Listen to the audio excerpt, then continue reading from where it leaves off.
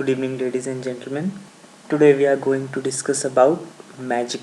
How to do magic. मैं आपको एक जादू करके दिखाऊंगा. C लैंग्वेज में एक जादू करके दिखाऊंगा. Magical C.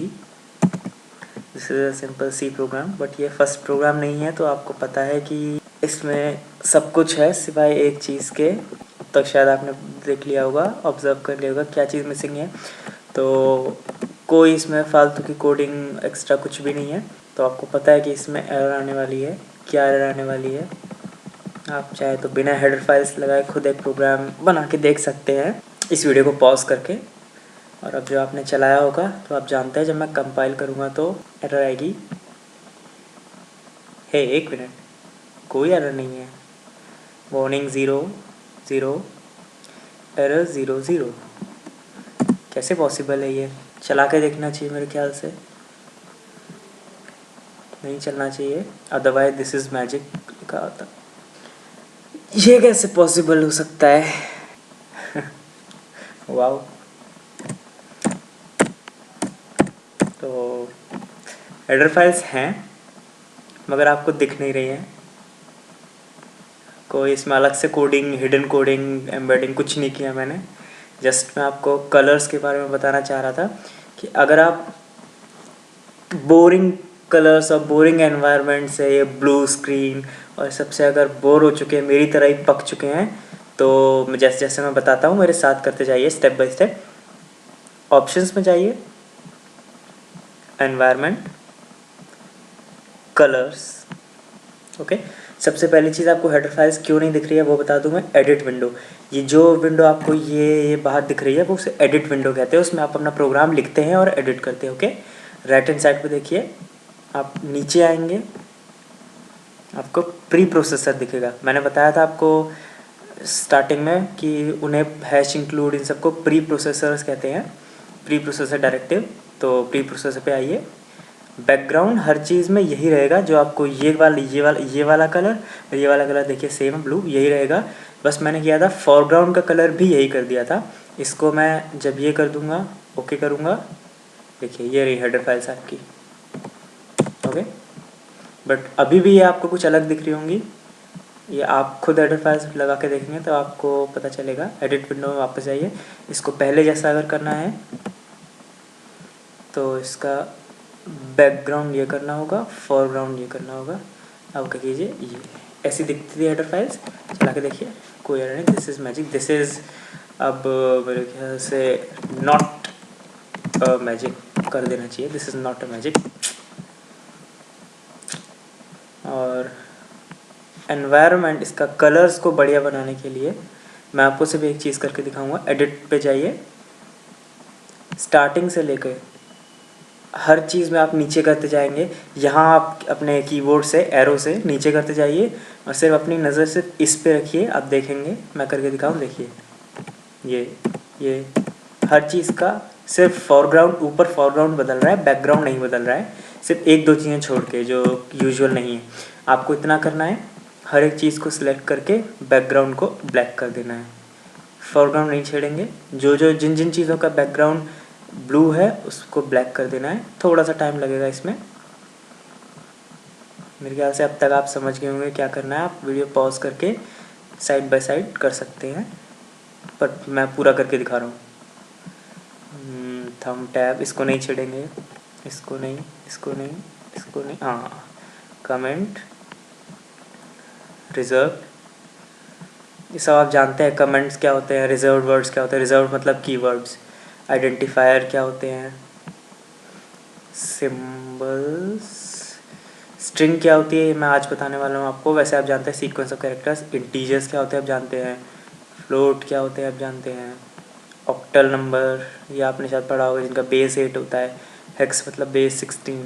मैंने आपको ये सब थ्योरेटिकल चीज़ें नहीं सिखाई हैं, बट ये भी बहुत अच्छे से जानता हूँ मैं. अगर आप चाहें तो कमेंट्स कर सकते हैं, मैं इसके लिए भी अलग से लेक्चर बना सकता हूँ. प्री प्रोसेसर वैसे ही रहने देते हैं.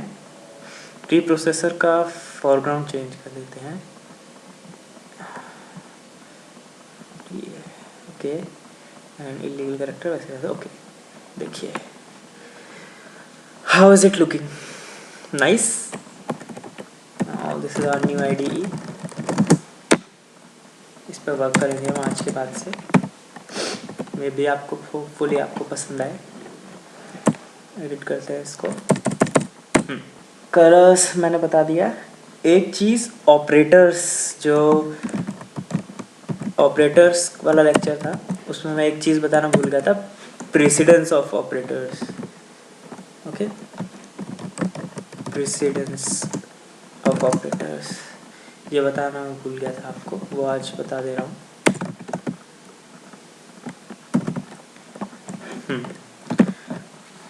प्रेसिडेंस क्या होती है? प्रायोरिटी। कोई भी दो चीज़ें अगर बराबर में हैं, जैसे कि आपको एक ही दिन में एक ही टाइम पे दो काम है, आपको एक बैंक भी जाना है और आपको अपने फ्रेंड के यहाँ भी जाना है, किस काम की प्रायोरिटी ज़्यादा हाई है? बैंक का मान लीजिए आपके बहुत सारे रुपए का काम है, ट्रांजैक्शन आज के आज ही करना है। फ्रेंड से तो आप कल भी मिल सकते हैं, शाम को भी मिल सकते हैं। बैंक 2 बजे बंद हो जाएगा, 1 बज चुका है, क्या करेंगे आप? प्रेसिडेंस है, बैंक की प्रायोरिटी ज़्यादा है, बैंक पहले जाएंगे उसके बाद वो करेंगे, एक ही टाइम पे नहीं कर सकते। उसी तरह जो ऑपरेटर्स होते हैं like plus, minus, into, divide, modulus और बाकी हर तरह के, सिर्फ एरिथमेटिक नहीं, less than, greater than, equal to, not equal to, plus plus, minus minus, increment, हर तरह के सबकी प्रायोरिटी होती है एंड, और सबकी प्रायोरिटी होती है, प्रेसिडेंस होती है अगर वो एक ही एक्सप्रेशन में, जैसे कि a प्लस बी माइनस सी और ब्रैकेट्स लगे होंगे ऐसे करके, sorry, this is less than ये करके, जो भी कुछ है a इंटू बी माइनस सी ऐसे करके, हर चीज़ की प्रेसिडेंस होती है इसमें। ब्रैकेट की होती है और माइनस की होती है और इस ऑपरेटर की होती है लेस देन, ठीक है, इन सब की। तो उसके हिसाब से ये एग्जीक्यूट होता है। जैसे कि आप बॉडमास का रूल जानते होंगे मैथमेटिक्स में, a plus B minus C into divide जो भी कुछ है, तो बॉडमास सबसे पहले डिवाइड होता है, फिर मल्टीप्लाई होता है, फिर एडिशन, फिर सब्ट्रैक्शन। उसी तरह आप गूगल पे जाके या किसी भी नॉर्मल सी बुक में देखेंगे तो आपको ऑपरेटर्स की प्रेसिडेंस का चार्ट मिलेगा। उस लास्ट में एक एसोशिएटिविटी करके एक कॉलम होगा, है ना, वो देख सकते हैं। एसोशिएटिविटी क्लियरली मेरे को नहीं पता है, बट किस ऑर्डर में एग्जीक्यूट होगा, लेफ़्ट टू राइट होगा या राइट टू लेफ़्ट होगा। तो मैक्सिमम 95% चीज़ों की एसोशिएटिविटी लेफ़्ट टू राइट ही होती है, सिर्फ इंक्रीमेंट डिक्रीमेंट की राइट टू लेफ़्ट होती है। और इस पे ज़्यादा ध्यान देने की ज़रूरत नहीं है, ये बहुत डीप है, डिटेल है, इसके बारे में ज़्यादा जानने की अभी ज़रूरत नहीं है। सबसे ज़्यादा हम लोग यूज़ करते हैं अरिथमेटिक ऑपरेटर्स और एक्सप्रेशन। मैं आपको सिर्फ एक इलाइट वे में बताऊंगा, बहुत नॉर्मल सी चीज़ कि आप नॉर्मली कैलकुलेट कर सकें, बाकी एडवांस सेशन में करेंगे डिस्कस। जैसे कि आपने इंटीजर a b c ले रखा है, a की वैल्यू 3, b की 5, मैं लिखता हूँ c equal to a plus B. Actually c को रिज़ल्ट कर देते हैं, c को वैल्यू देते हैं और रिज़ल्ट नाम का एक वेरिएबल लेते हैं। Result equal to a plus B divide by c। क्या आउटपुट होना चाहिए इसका? 3 प्लस 5 डिवाइड बाई 2। तो वैसे देखा जाए तो 5 प्लस 3 8, वो लास्ट 5 प्लस 3 8 बाई 2 4, ओके 4 होना चाहिए।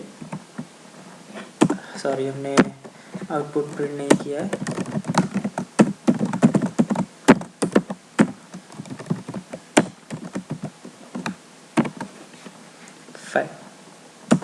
बट आंसर तो हमारा 4 आना चाहिए था। 8/2 इक्वल टू 4 होता है, बट क्यों नहीं आया है एक बार फिर देखते हैं। हाँ 5 ही आ रहा है। क्यों 5 आया? प्रेसिडेंस ऑफ ऑपरेटर्स की वजह से। डिवीजन ऑपरेटर और मल्टीप्लिकेशन ऑपरेटर दोनों की प्रायोरिटी, दोनों की प्रेसिडेंस एडिशन और सब्ट्रैक्शन इन दोनों से ज़्यादा होती है। कुछ आप चार्ट अगर बना देखेंगे किसी बुक में तो इस तरह होता है, ऊपर होता है डिवीजन कॉमा मल्टीप्लिकेशन इस तरह करके, और नीचे उनके होता है प्लस माइनस, फिर आगे नीचे और होते हैं इस तरह करके। तो कहने का मतलब एक एक्सप्रेशन में जिसकी प्रायोरिटी ज़्यादा होगी, जिसका प्रेसिडेंस ज़्यादा होगा, जो भी प्रेसिडेंस टेबल में जो चीज़ ऊपर आएगी, जो ऑपरेटर पहले आएगा वो पहले एग्जीक्यूट होगा। तो इस एक्सप्रेशन में सबसे पहले 5/2 हुआ। 5/2 मैंने आपको बताया था इंटीजर है, तो 5/2 कितना होता है 2, 2.5 होता है, लेकिन इंटीजर है तो वो 0.5 को ट्रंकेट करके सिर्फ 2 ले लेगा, तो 3 + 2 बचेगा = 5। और देखिए आउटपुट क्या रहा था, 5 ही आ रहा था। ओके, ये होता है। अगर आपको रियली सिर्फ a + b पहले करना है तो आप प्रेसिडेंस को, प्रायोरिटी को ओवरराइड भी कर सकते हैं। कैसे कर सकते हैं, ब्रैकेट्स की प्रायोरिटी सबसे ज़्यादा होती है। अब पहले a + b होगा, अब रिजल्ट आएगा 4। ओके, 4। तो ये थी प्रेसिडेंस ऑफ ऑपरेटर्स।